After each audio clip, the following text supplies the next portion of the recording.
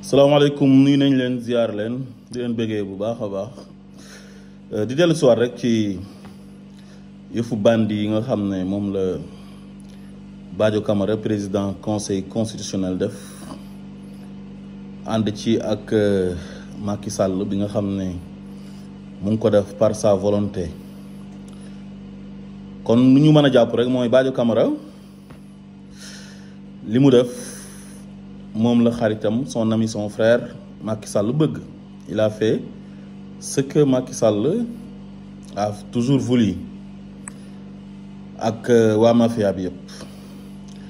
mais bu ñu leen waxee ne nag Badio Camara éliminé na Ousmane Sonko kooku warul nekk surprise ci yéen c'est que nag bu ñu nekkee ci xeex waruñu nag croiser les bras wala ñu abandonné dañuy continuer di xeex ba lu ñu am jël. donc xeex nañ nag ba tëdd waaye nekkul ne dañoo man ñoo xam ne dëgg intéressé wu leen yoon intéressé wu leen mais ñoom doole la ñu am di ko jaay nit ñi illégalement armes yu ñuy xeexee sax c'est des armes non conventionnelles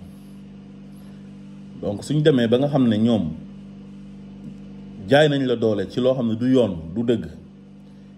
donc yow da nga war a sant yàlla. parce que leer na ci bëtu sénégalais yëpp leer ci bëtu africain yëpp ne Macky Sall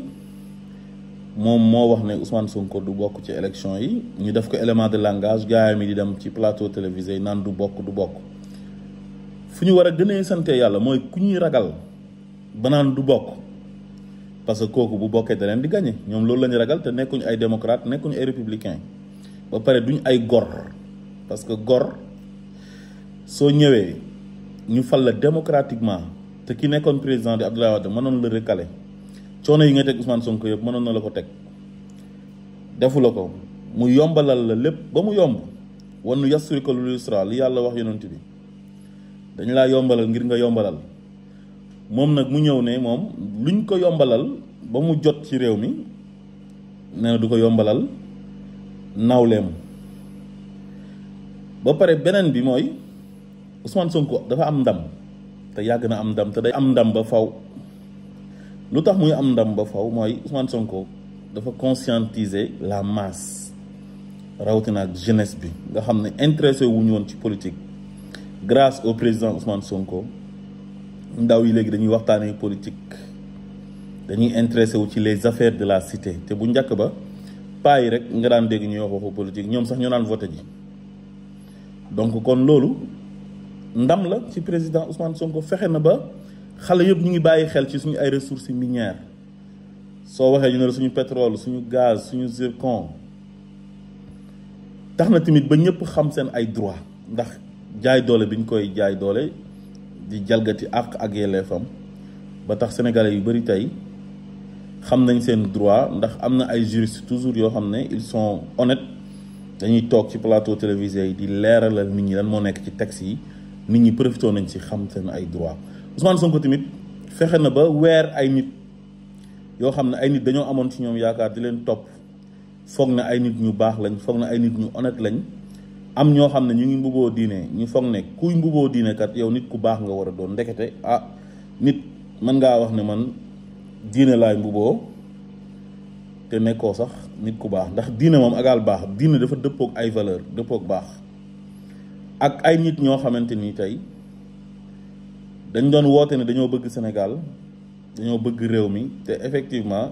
bëgguñ réew mi bëgguñ avancement réew mi lu leen intéressé rek mooy seen poche.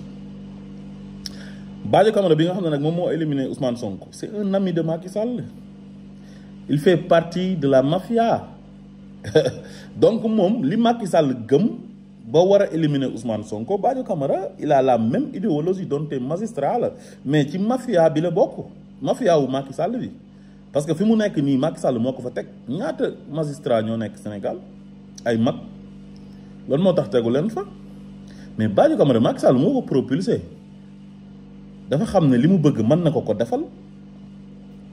mu jël ko yóbbu ko Cour suprême mu retraité mu téye ko maintenir ko fa ba Pape Ousmane Sakho retraité conseil constitutionnel mu dem remplacer ko ak moom Macky Sall maanaam du tabb nit mukk ci intérêt Sénégal jamais. heure bu jëlee nit teg ko ci benn poste dafa am lu mu bëgg mu defal ko moom. Macky ni muy gérer réew mi du pour l'intérêt général moom day gérer réew mi selon ses propres intérêts politiques ses calculs politiques ku ko mën a defal sale boulot mu def la mu jox la poste ku ko mënta defal sale boulot du la fal. mais cours et tribunaux yi nga xam ne miine na ko fi nga xam ne tey ñoom ñooy jël dogal yi xam nga tey boo demee ci tribunal d'instance yi dem na bu Ziguinchor amu fa ndam parce que contrôlé wu lu ko fa nekk te foofu première instance la. boo demee même tribunal d'instance bu Dakar ki fa nekk contrôlé wu ko mooy juge Thion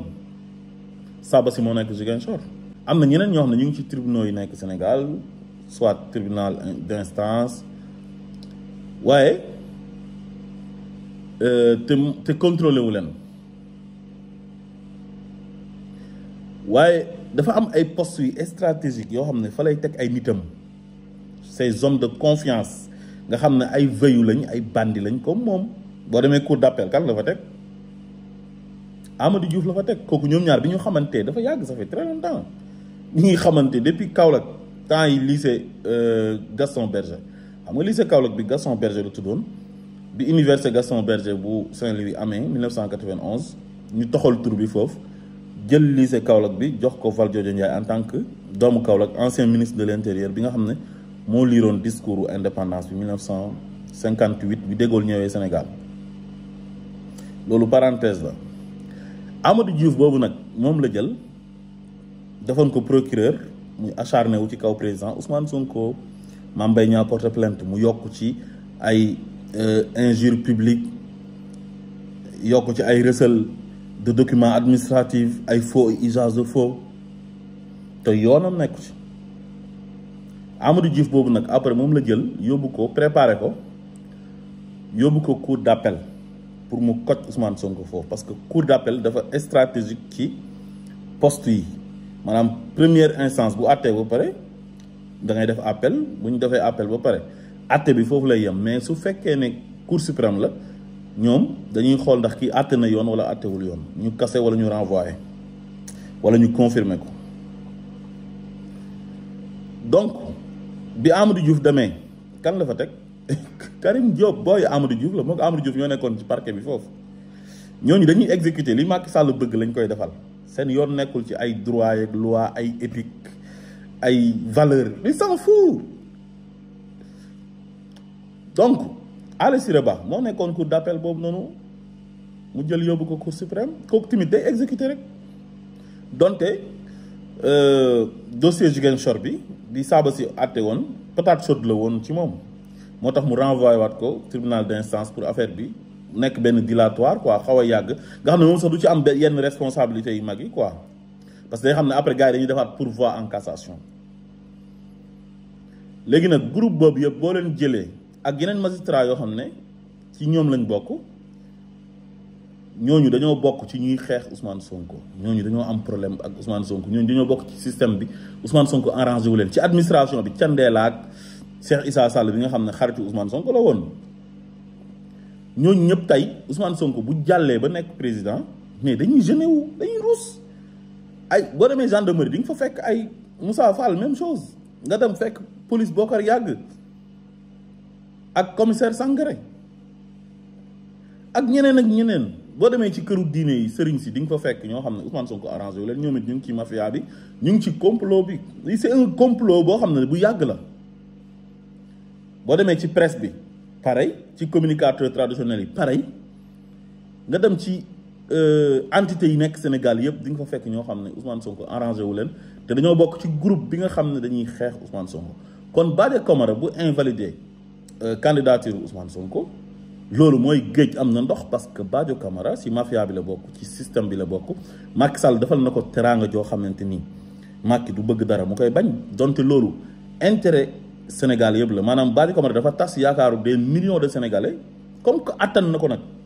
mais na dem yàlla dina àtte parce que lu mu yàgg-yàgg dina dee ndax minhaa xalaqnaakum wa fiihaa nu'iidukum wa minhaa nuxrijukum taaratan uxraa lu mu yàgg-yàgg ci suuf su mu jógee foofu lay delluwaat moo Macky Sall ak yëpp donte instant bi ñoom gëmuñ yooyu ñoom gëmuñ yàlla gëmuñ yonant gëmuñ éthique gëmuñ moral gëmuñ dara. li leen di wan ne Badio Camara li ko Macky Sall sant loolu la def mooy Badio Camara c'est un magistrat xam na yoon moom la jàng di ko pratiquer depuis longtemps boobu ñun xam naa sax juddooguñ ñun donc kooku xam na contentieux xam na lan mooy yoon mais saay-saay la te moom Macky Sall ñoo far su Macky bëggee dara da ko koy defal mais Badio Camara bii nii bu leen fàttali Nafi Ngom Keïta waxoon na ko ne ko mu ñëw OFNAC def déclaration de patrimoine parce que OFNAC dafa bokk ci loi yi pour soo gérer lu ëpp 1 milliard nga def déclaration de patrimoine te moom bëggutoon def déclaration de patrimoine bi ko Nafi Ngom Keïta sonalee Macky Sall la boole ak Nafi Ngom Keïta Macky Sall dafa dàq Nafi Ngom Keïta après da ko njëkk a wax bàyyil Badio parce que Badio Badioom la c'est son Badio donc loolu ngeen war a xam moo tax bu mu leen bett Ousmane Sonko il s'était préparé à ça Sonko lii dara bett ko ci lii mu ngi ko doon xaar depuis longtemps moo tax bi ñuy jëli fiche yi mu wax gars yi dama leen jëli ay fiche gars yam yëpp dama jëli fiche parce que xam na ne ñii bu ñu bëggee invalider candidature am du ñu xool droit du ñu xool loi léegi Badio Camara tey lan moo ko teree woon tey xool dossier bi xool lan moo tax président Ousmane Sonko amul fiche de parrainage xool lan moo tax président Ousmane Sonko joxuñ ko attestation fële ci CDC caisse de dépôt et de consignation parce que loolu huissier moom moo ko constaté te constat wu huissier dafa am valeur juridique waaw léegi nag comme moom man mu nekkul magistrat moo xam loolu man maa xam loolu waxuma la ak moom nag moom moo ma gën a xam loolu parce que loo xam-xam Demba ma Demba gën laa xam Demba mais loolu yëpp seen yoon nekku ci te ñu ngi seetaan télé ci réew mi lañ dëkk gis nañ li xew gis nañ bi ay dafe demee woon DGE gis nañ décision justice yi décision de justice bu jógee Ziguinchor bu jógee Dakar liir sax def nañ ko mais loolu moo nekk ci dossier Ousmane Sonko bi c'est un dossier béton te ñoom xam nañ loolu mais c'est des voyous ay bandi lañ Ousmane Sonko arrangé wuñu Macky Sall bëggul Ousmane Sonko nekk candidat parce que bu nekkee candidat day gagné te Macky def ne loolu dee moo ko gënal maanaam muy def passation de service ak Ousmane Sonko parce que lim ko teg yëpp ci ay coono di ko persécuté ak jafe-jafe yu mu dund yëpp nga xam ne amul benn politicien ci histoire politique Sénégal bu mas a dund loolu te coono yooyu yëpp Macky Sall moom moo ko teg Ousmane Sonko ndax lan ndax bañ Ousmane Sonko parce que Ousmane Sonko moo ko gën a populaire moom la Sénégalais yi gën a bëgg loolu naqari ko mu bëggoon a am 3e mandat mënu ko am ndax Ousmane Sonko léegi nag mu ne ko damay dem yóbbaale la jaar nañ jaar-jaar boo xam ne jaar-jaar bu salte la jaar-jaar bu ñaaw la ñaawteef bu nekk teg naa la ko coono bu nekk teg naa la ko donc gàcce lay doon nga nekk candidat soo nekkee candidat passation de service bi suñ koy def man damay am kerse damay rus léegi nag tous les moyens sont bons jaral na ko mu saraxu sax Badio Camara ne ko Badio dimbale ma ngir yàlla bu Ousmane Sonko jàll li tax Badio Camara delloo dossier bi maître Ciré Clédor ne ko sa dossier matul te xoolu ko mais c'était prévisible